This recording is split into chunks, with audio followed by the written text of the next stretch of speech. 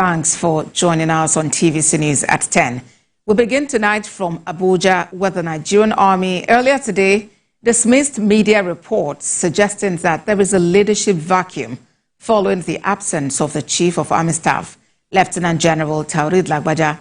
It also issued a warning to those calling for a military coup, describing it as a treasonable offence under the law.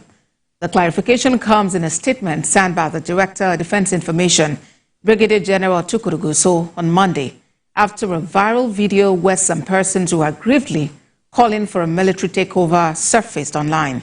It also clarifies that there was never an appointment of an acting Chief of Army Staff to replace Taoreed Lagbaja, who it said is on annual leave. It stated that the armed forces is professionally managed and all the service chiefs are performing their duties as stipulated in the Constitution of the Federal Republic of Nigeria.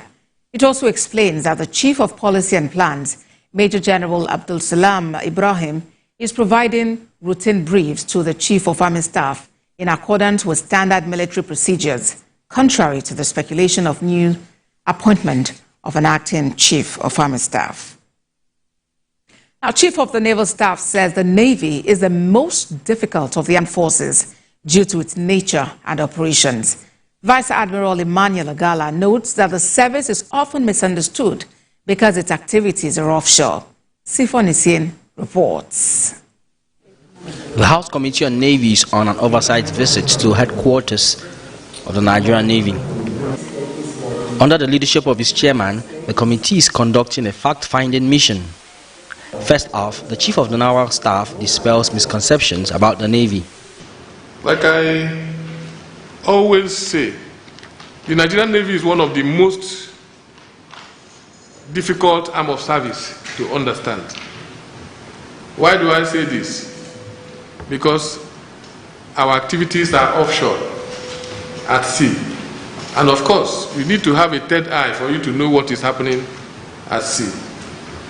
That is how it applies in all areas of our activities, both in terms of our resources that we require.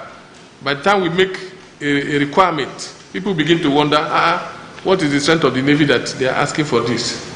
But they've forgotten that just one ship alone, the cost of acquiring one ship alone or fueling one ship to go to sea and spend like 1 week at sea can take care of more than 2,000 people. Based on my familiarity with visiting all naval commands and units and bases across the Federation, I should be able to have something to say. Be that as it may, I appreciate and accept in total what the Chief of the Naval Staff said regarding to the general overview of what Nigerian Navy is and how it should be by virtue of the provision of the Constitution of the Federal Republic of Nigeria, being one of the armed force agents that is donated dual responsibility of military operations as well as policing. The visit goes into a closed-door session. Soon after, the chairman of the committee emerges, expressing displeasure.